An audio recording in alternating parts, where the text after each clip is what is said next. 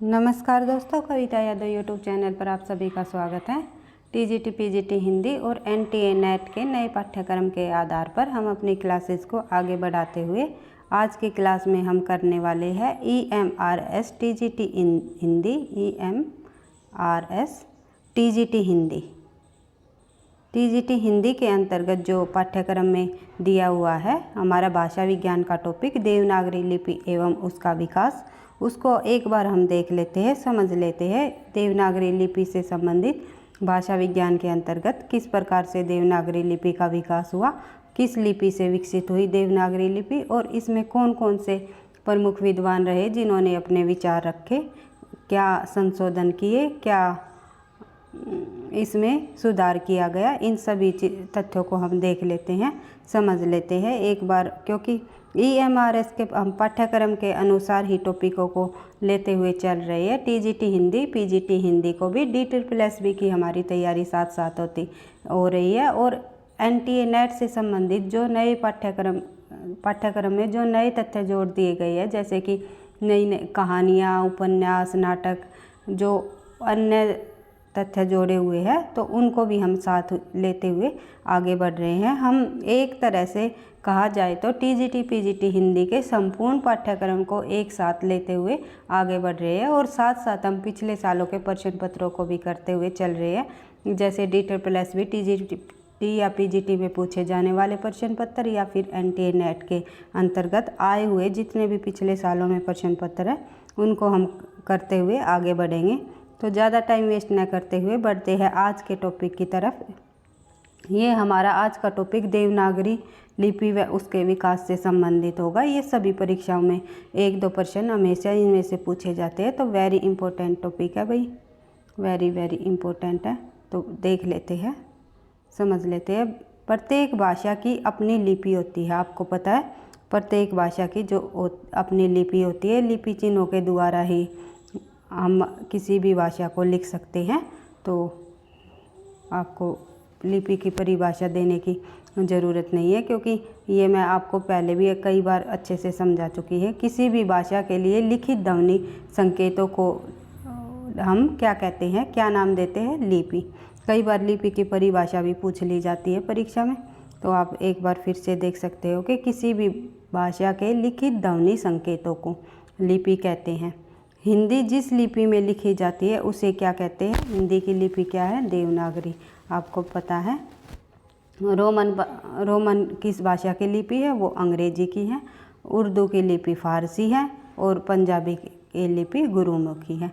कई बार इनमें से पूछ लिया जाता है कि उर्दू की लिपि क्या है या फिर पंजाबी की लिपि क्या है। तो पंजाबी की गुरुमुखी, अंग्रेजी की रोमन, उर्दू की फारसी और हिंदी की देवनागरी। और भी अन्य भाषाओं की लिपि देवनागरी है, वो हम आगे पढ़ेंगे। देख लेते हैं किन किन और अन्य भाषाओं की लिपि देवनागरी है। तो देख लेते हैं। नेक्स्ट तथ्य क्या है हमारा? भारत की 2 प्राचीन लिपियाँ थी। सबसे पहले भारत की प्राचीन लिपियाँ 2 थी। कौन कौन सी? ब्राह्मी लिपि और खरोष्टी लिपि। तो ब्राह्मी लिपि के कई क्षेत्रीय रूपांतर थे। इनमें से एक रूपांतरण उत्तरी शाखा के रूप में था, जिसे नागरी कहते हैं। जो ब्राह्मी लिपि का जो उत्तरी शाखा का रूपांतर था, तो वो उसे क्या कहा गया?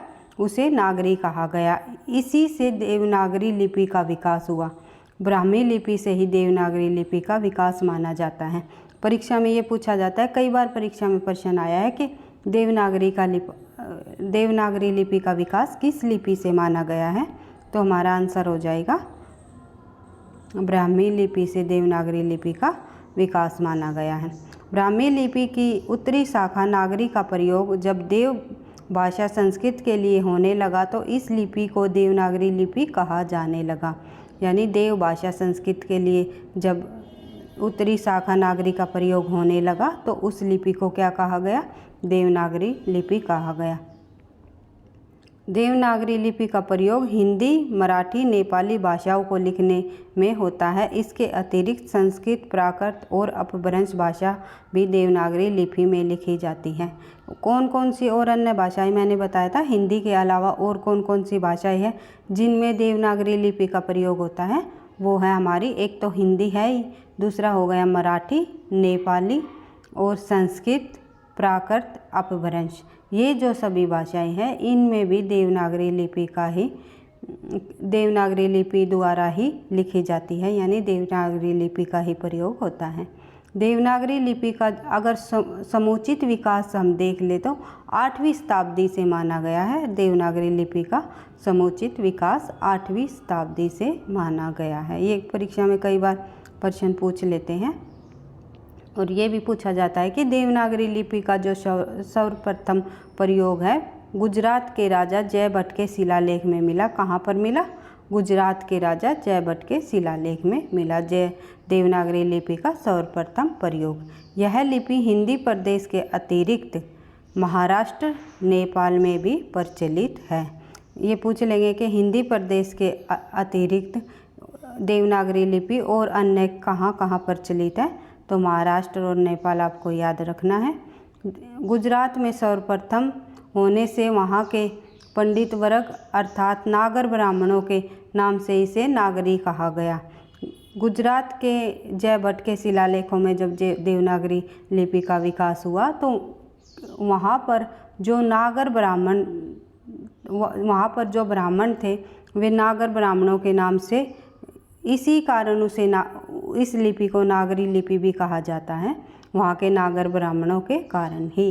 देव भाषा संस्कृत में इसका प्रयोग होने से इसके साथ देव शब्द जुड़ा गया, यानी कि जो संस्कृत भाषा है, संस्कृत भाषा आपको पता ही है, मैंने स्टार्टिंग में जब हिंदी भाषा के उद्भव और विकास को कराया था तो संस्कृत, पाली, प्राकृत और अपभ्रंश से जैसे जैसे हिंदी का विकास हुआ और उनसे उपबोलियाँ निकली और किस अपभ्रंश भाषाओं से उपबोलियाँ निकली, कौन कौन सी अपभ्रंश से कौन कौन सी उपभाषा निकली, ये सब मैंने आपको कराया था। तो स्टार्टिंग में जब हमने पढ़ा था कि संस्कृत भी 2 भागों में बटी, जैसे कि एक सबसे पहले आई वैदिक संस्कृत, फिर आई लौकिक संस्कृत। वैदिक संस्कृत का जब विकास हुआ तो संस्कृत कहाँ से निकली? ये देवताओं की भाषा मानी गई है। कई बार परीक्षा में पूछ लिया जाता है कि इनमें से कौन सी भाषा देवताओं की भाषा कही गई है, तो संस्कृत भाषा को ही देवताओं की भाषा मानी गई है, यानी कि देव भाषा संस्कृत, देवताओं की जो भाषा संस्कृत है, इसका प्रयोग होने से इसके साथ देव शब्द जुड़ गया। देवताओं की उपासना के लिए संकेत बनाए जाते हैं, उन्हें देवनगर कहते हैं। जो देवताओं की उपासना के लिए जो संकेत बनाए गए थे उन्हें क्या कहा गया था? देवनगर। और संकेत लिपि के समान थे, वहीं से हमें देवनागरी कहा जाने लगा, यानी कि देवनागरी लिपि है, इसका जो नाम देवनागरी ही क्यों पड़ा, नागरी लिपि और देवनागरी लिपि क्यों कहा गया? तो नागरी लिपि इसलिए कहा गया वहाँ नागर ब्राह्मणों के कारण, और देवनागरी लिपि देव भाषा संस्कृत होने के कारण, इसे देवताओं के जो संकेत बनाए गए उनके कारण इसे देवनागरी नाम कहा गया। आई होप आपको हर एक तथ्य अच्छे से समझ आ रहे होंगे, क्योंकि हमें ये आसान लगते हैं, लगता है हमें ये पढ़ रखे हैं, बचपन से हम पढ़ते हुए आ रहे हैं, लेकिन एक एक छोटे छोटे पॉइंटों में भी थोड़ी बहुत मिस्टेक होने पर भी हमें एग्ज़ाम में क्वेश्चन गलत हो जाता है। इसलिए हमें बिल्कुल अगर आसान चीज़ें हो तो भी उनको बार बार रिवाइज करना है, और मुश्किल को अन्य जो तथ्य है उनको तो हम साथ साथ लेते हुए चल ही रही हैं, लेकिन जो आसान चीज़ें हैं उनको भी इग्नोर नहीं करना है, क्योंकि हमारा जो एग्ज़ाम होगा EMRS और DSSS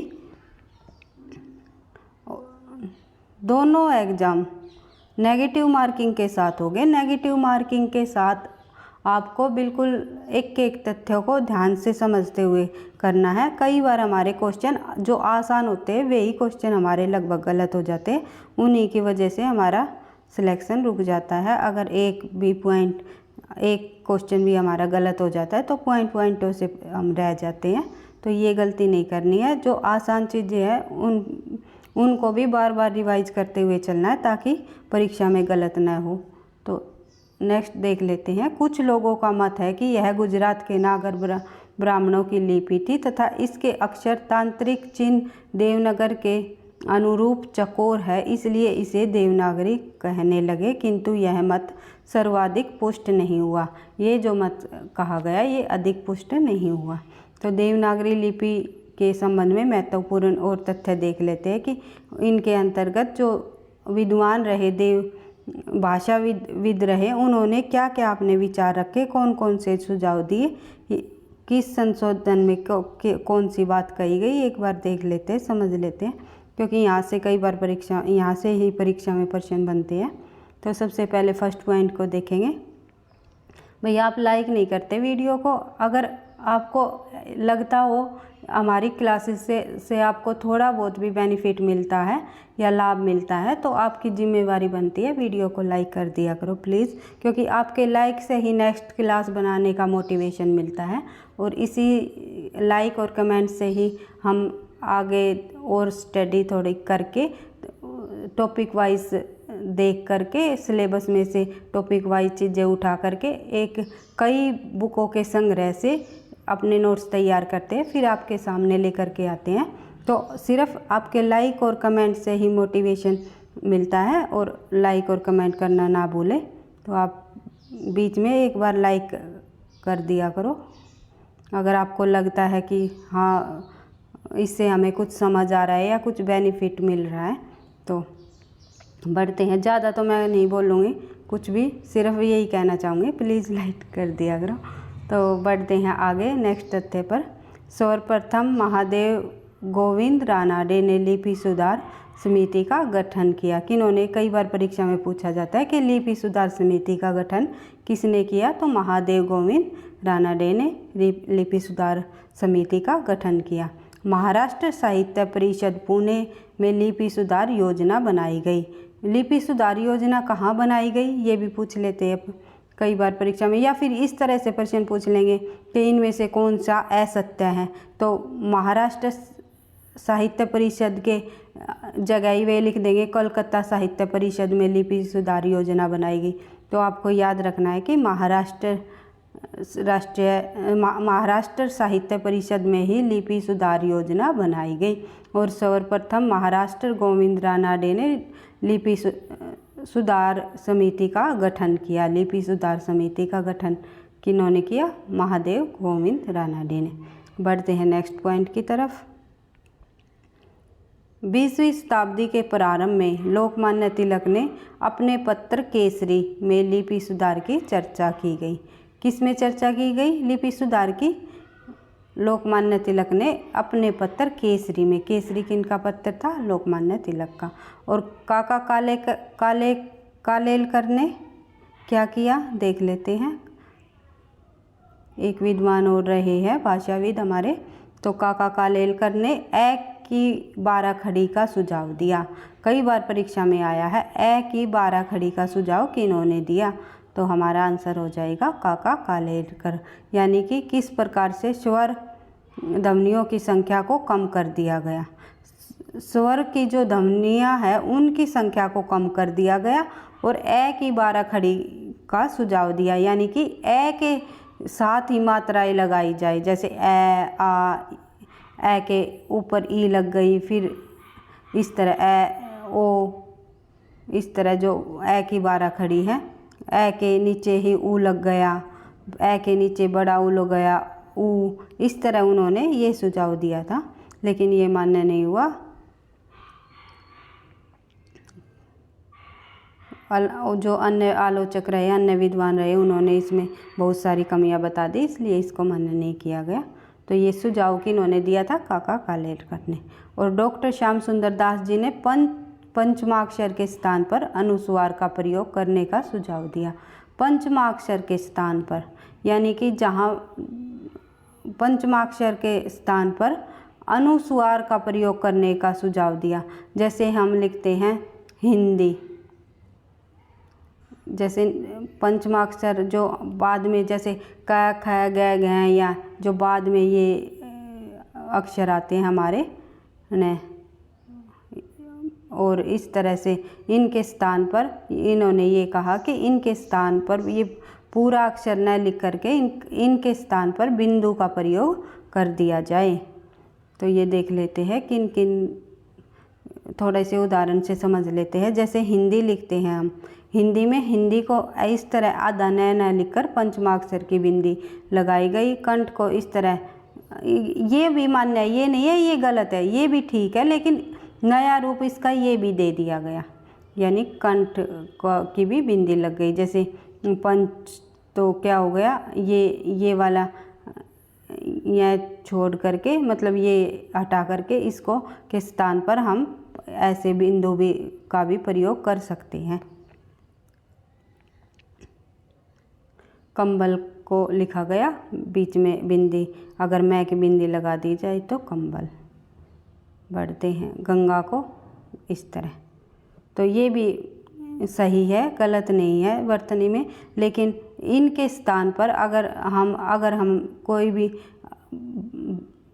लिख रहे हैं, कुछ भी हम अपनी स्पीड के अनुसार लिख रहे हैं, तो हम इन बिंदु का भी प्रयोग करके लिख सकते हैं, ये भी गलत नहीं होगा। उन्होंने ये कहा है कि इस तरह के जो अक्षर बनाए जाएंगे वे गलत नहीं कहे जाएंगे, बिंदु का प्रयोग उन्होंने दिया।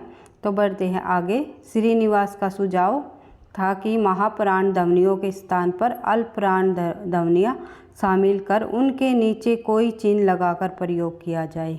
तो उन्होंने कहा जैसे कि का, खा, अगर का अल्पप्राण है तो खा महाप्राण है, का, खा, गा, घा।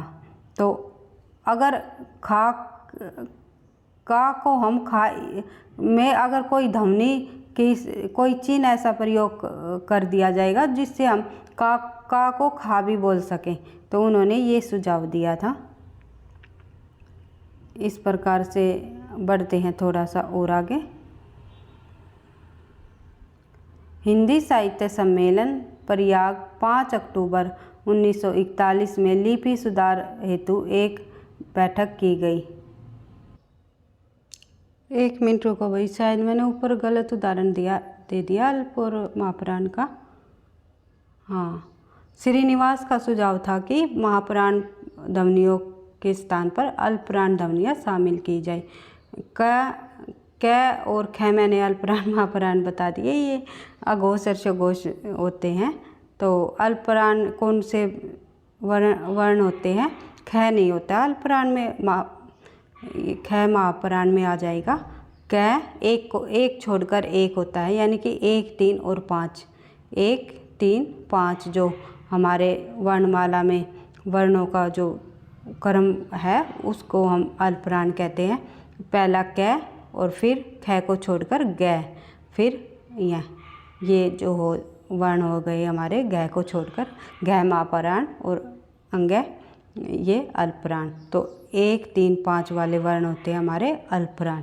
तो इनके महाप्राण ध्वनियों के स्थान पर अगर हम ख को किस प्रकार से अगर अल्पप्राण में ही कोई चिन्ह लगा दिया जाए तो ख हम बना सकते हैं। उन्होंने ये सुझाव दिया कि इन्होंने श्रीनिवास दास जी ने क्या सुझाव दिया कि अगर अल्पप्राण महाप्राण ध्वनियों के स्थान पर अल्पप्राण में ही क में अगर कोई ऐसी ध्वनि जोड़ दी जाए इसमें, तो वो ख भी हम बना सकते हैं। इससे हम ख को लिखने की आवश्यकता नहीं है, कोई किसी ध्वनि ख की कोई ध्वनि को जोड़ दिया जाए, इससे हम अल्पप्राण से ही महाप्राण ध्वनियों शामिल कर सके। यही सुझाव इन्होंने दिया श्रीनिवास दास जी ने।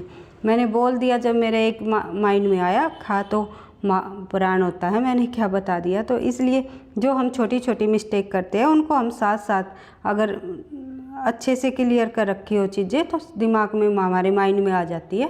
तो इसी तरह हमें अपनी तैयारी को आगे बढ़ाते हुए चलना है कि हमें अगर किसी भी चीज़ में अगर कोई डाउट लगे वहीं की वहीं हमें दोबारा से क्वेश्चन को 2 बार पढ़ लेना है। तो अगर हमारा क्वेश्चन अगर एक बार गलत भी हो जाता है तो दोबारा क्वेश्चनों को पढ़ने से हम ठीक कर सकते हैं चीज़ों को।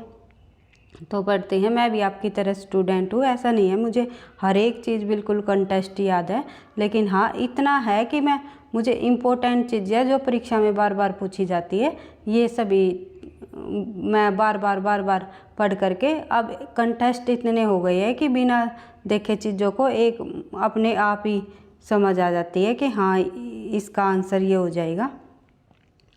तो ज़्यादा तो मैं कुछ नहीं कहूँगी, लेकिन हाँ जितनी मैंने सफलता हासिल की है उससे ज़्यादा असफलताएं भी देखी है। तो इसलिए असफलता से मैंने काफ़ी कुछ सीखने को मिला है, और सफलता से तो हमें मिलता ही है सब कुछ। तो देख लेते हैं आगे। ऐसा नहीं है कि असफलता से हमें कुछ नहीं मिलता, असफलता से भी हमें बहुत कुछ सीखने को मिलता है। तो छोटी छोटी चीज़ों को बिल्कुल ध्यान से करते हुए चलना है। हिंदी साहित्य सम्मेलन प्रयाग में 5 अक्टूबर 1941 में लिपि सुधार हेतु एक बैठक की। हिंदी साहित्य सम्मेलन प्रयाग में 5 अक्टूबर 1941 में लिपि सुधार हेतु एक बैठक की, जिसमें मात्राओं को उच्चारण क्रम में लगाने तथा ई की मात्रा को व्यंजन के आगे लगाने का सुझाव दिया। इसमें क्या सुझाव दिया? लिपि सुधार में इस बैठक में क्या सुझाव दिया कि इसमें मात्राओं को उच्चारण क्रम में लगाने, यानी कि मात्राओं को उसके उच्चारण क्रम के अनुसार लगाना है, और व्यंजन के आगे लगाने का सुझाव दिया। कोई भी मात्रा हो उसको हम व्यंजन के आगे लगा सकते हैं। जैसे छोटी मात्रा को हम व्यंजन के आगे लगाते हैं, तो इसमें उन्होंने कहा कि इस तरह लगाई जाए कि व्यंजन हर एक मात्राओं को हम व्यंजन के आगे लगा सके। तो इसमें तथा नीचे जो प के नीचे र हैं, इसको प र पर को इन्होंने क्या कहा? प और र इस तरह बनाने का सुझाव दिया। इसमें ये टाइपिंग मिस्टेक है, र के आगे थोड़ा सा आधा पे आएगा, भाई आप कर लेना। और श्रेय को किस प्रकार से लिखने का सुझाव दिया? श्रेय को ये वाला, इस वाले श्रेय को श और र इस तरह लिखने का सुझाव दिया। तो इस हिंदी साहित्य सम्मेलन 5 अक्टूबर 1941 के लिपि सुधार हेतु जो बैठक हुई, उनमें ये सुझाव दिए गए। उन्होंने ये नहीं किया कि अलग अलग बैठकों में जितनी भी बैठकें हुई, जितनी भी लिपि संबंधी सुधार और संशोधन हुए, उनमें अलग अलग विद्वानों ने अपने अलग अलग सुझाव दिए गए, लेकिन हर एक सुझाव मान्य नहीं हुए। उनमें आलोचकों ने और अन्य विद्वानों ने जिस चीज़ को सही समझा उन्हीं को ही मान्यता दी गई। तो देख लेते हैं आगे। वर्ष 1941 की बैठक हुई, उसके बाद फिर वर्ष 1947 में एक बैठक हुई। उत्तर प्रदेश सरकार द्वारा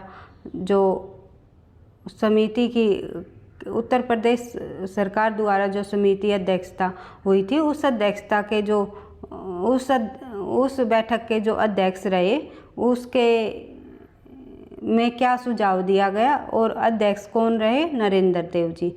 ये कई बार परीक्षा में पूछा जाता है कि 1947 की उत्तर प्रदेश सरकार द्वारा जो बैठक समिति का गठन हुआ, उसमें अध्यक्ष के रूप में कौन रहे? तो नरेंद्र देव जी उनमें अध्यक्षता की, और ये अध्यक्ष रहे। इनमें निम्नलिखित सुझाव दिए गए। बहुत सारे इस बैठक के अनुसार भी सुझाव दिए गए। कौन कौन से देख लेते हैं। ए की 12 खड़ी बर्माक है, जो कि काका कालेलकर ने ए की 12 खड़ी का सुझाव दिया था। इस बैठक में ये बताया कि ये बर्माक है, मतलब इससे भ्रम पैदा हो जाएगा कि इसमें क्या जैसे ए को हम ऊ लिखेंगे तो, और ए को ये छोटे ऊ लिखेंगे, तो इनमें हमें भ्रम हो जाएगा। मतलब ये एक तरह से मान्य नहीं है। ये सही रूप से लिखित लिपि लिखने का एक अच्छा तरीका नहीं है। तो यथास्थान रहे, परंतु उन्हें थोड़ा दाहिना और लिख दिया जाए। मात्राएं तो वही की वही रहेगी, लेकिन उन्हें दाहिने ओर लिख दिया जाए। उन्होंने ये सुझाव दे दिया। और उसके बाद अनुस्वार एवं पंचमाक्षर के स्थान पर बिंदी से काम चलाया जाए। उन्होंने कहा कि पंचमाक्षर और अनुस्वार के जो अक्षर लिखे जाते हैं, उसके स्थान पर बिंदी से ही काम चलाया जाए। यानी कि जैसे हम हिंदी को इस प्रकार न और दी लिखते हैं, तो न को बिल्कुल हटा दिया जाए, बिंदी से ही हमारा काम चल जाएगा। ये उन्होंने सुझाव दिया। उसके बाद 2 तरीक़ों से लिखी जाने वाली अक्षरों की निम्नलिखित अक्षरों को स्वीकार किया जाए। यानी कि हमारी जो देवनागरी लिपि है उसे लिखने की द्विविधि है। कौन कौन द्विविधि से हमारी देवनागरी लिपि लिखी जाती है। 2 विधियाँ है, 2 प्रकार से लिखी जाती है। एक तो इस तरह के जो वर्ण लिखे जाते हैं इन्हीं को मान्यता मिली है। जो दूसरी तरह से जो वर्ण लिखे जाते हैं वे टाइपिंग में लिखे नहीं गए भाई, नहीं तो मैं आपको दिखा देती है। एक वर्ण में लिख करके आपको समझाती हूँ। उसमें दूसरी विधि किस प्रकार से है, एक सेकेंड। देखो जैसे भय है, भय को आपको कहीं कहीं ये भी देखने को मिलेगा इस प्रकार से, पीछे थोड़ा सा ये लग जाएगा। ये भय, ये हमारी दूसरी विधि के अनुसार देवनागरी लिपि ही है ये भय। और जैसे कई बार जैसे ल को वैसे तो हम ऐसे लिखते हैं, लेकिन कई बार इस प्रकार से भी लिखा मिलेगा आपको कहीं कहीं ल बीच में, जैसे ये लिखा हुआ है इस प्रकार से, लेकिन हम ऐसे लिखते हैं ल। तो इस विधि को ही मान्यता प्राप्त हुई है, इसी विधि द्वारा ये इस विधि को स्वीकार किया गया। वैसे अगर पूछ लिया जाए परीक्षा में देवनागरी लिपि लिखने की कितनी विधियां हैं तो हमारा आंसर हो जाएगा 2। बढ़ते हैं आगे। संयुक्त वर्ण अक्षय, त्रय, ज्ञ और श्रय। अक्षय, त्रय और ज्ञ और श्रय को वर्णमाला में स्थान दिया जाए। पहले इनको वर्णमाला में स्थान नहीं दिया गया था, बाद में इन्हें वर्णमाला में स्थान दिया गया है। उपयुक्त सुझावों में कुछ परिवर्तन कर उन्हें स्वीकार कर लिया गया। जो ये सुझाव दिए गए थे ऊपर अन्य इनके द्वारा 1947 में जो हुई बैठक के अनुसार, उसमें कुछ सुझावों में परिवर्तन करके उनको स्वीकार भी कर लिया गया। देवनागरी लिपि में अंग्रेजी को आ ध्वनि को अंगीकार कर दिया गया। देवनागरी लिपि में अंग्रेजी की जो आ ध्वनि आती है उसको भी अंगीकार कर दिया गया। यानी कि जो अंग्रेजी में जो हम शब्द लिखते हैं, जैसे कि डॉक्टर को हम इस तरह लिखते हैं डॉक्टर, तो इसको देवनागरी लिपि में स्वीकार कर लिया गया है कि हम लिख सकते हैं इस प्रकार से। ये अंग्रेजी का शब्द नहीं है, ये हिंदी का ही शब्द माना जाएगा। और तथा फारसी की जो कै, ख, ग, ज, फ भी ध्वनियाँ ये भी आ गई। ये भी कई जगह में देखने को मिलती है। जैसे हम लिखते हैं कोई भी शब्द, जैसे हम लिखते हैं कोई शब्द लिखते हैं हम फारसी का, जैसे वजीफ़ा, वजीफ़ा हम लिखेंगे तो ज के नीचे और फ के नीचे हम बिंदु लगाते हैं। तो इनको भी हम मान्यता प्राप्त हो गई है कि ये भी ध्वनियाँ हम लिख सकते हैं देवनागरी लिपि में। हिंदी में इन शब्दों का भी प्रयोग किया जाने लगा, इसीलिए हिंदी में अंग्रेजी, हिंदी कई शब्दों का प्रयोग किया जाता है। उन सभी को मान्यता मिली हुई है कि हिंदी देवनागरी लिपि में इन शब्दों का, वर्णों का भी प्रयोग किया जा सकता है। देवनागरी लिपि में सुधार और संशोधन के जो प्रयास समय समय पर किए गए देवनागरी का विकास कहते हैं। इन्हीं को हम क्या कहते हैं, जो प्रयास किया गया, समय समय पर सुधार और संशोधन हुए, इन्हीं को क्या कहा गया, देवनागरी का विकास कहा गया। देवनागरी लिपि के समय समय पर अनेक प्रयास होते रहे और यह प्रक्रिया अभी तक चल रही है। और जो ये प्रयास और संशोधन के जो सुझाव देने के जो विचार है ये अभी तक चल रही है। देवनागरी लिपि के अंतर्गत अनेक भाषाविद हुए हैं, अपने अपने विचार उन्होंने रखे हैं और जिनका भी विचार उचित समझा गया, उचित माना गया, सही तरीके से रहा गया, उन्हीं को मान्यता भी मिली है। तो ये संशोधन और सुधार समय समय पर होते रहे हैं, अभी तक भी ये चल रहे हैं। आई होप आपको देवनागरी लिपि से संबंधित जो तथ्य मैंने कराए हैं वे आपको समझ आ गए होंगे। अगर इससे संबंधित EMRS TGT PGT से संबंधित या DSSS NTA NET से संबंधित अगर आपको किसी भी प्रकार से कोई भी टॉपिक चाहिए तो आप कमेंट बॉक्स में लिख करके बता सकते हो, मैम हमें इस टॉपिक पर क्लास चाहिए, या इस प्रकार से तैयारी कराओगे तो बेनिफिट ज़्यादा होगा। अपने सुझाव दे सकते हो कमेंट बॉक्स में, या कोई डाउट हो तो आप पूछ सकते हो। मैं उसी के अनुसार अपनी क्लासेस को आगे बढ़ाती रहूँगी, क्योंकि हम हिंदी के संपूर्ण पाठ्यक्रम को एक साथ लेते हुए चल रहे हैं। हर एक टॉपिक को, जैसे हमने हिंदी साहित्य के गद्य साहित्य को लिया, हिंदी साहित्य के इतिहास को, हिंदी भाषा विज्ञान को, और जो हिंदी व्याकरण को, हम क्रम वाइज से चलते हुए आगे बढ़ रहे हैं। जिस प्रकार आप बोलोगे उसी प्रकार से हम तैयारी को आगे बढ़ा लेंगे। वीडियो अच्छी लगी तो लाइक करना, दोस्तों के साथ शेयर करना, चैनल पर पहली बार हो तो सब्सक्राइब कर लेना। पढ़ते रहना, आगे बढ़ते रहना। थैंक यू, धन्यवाद।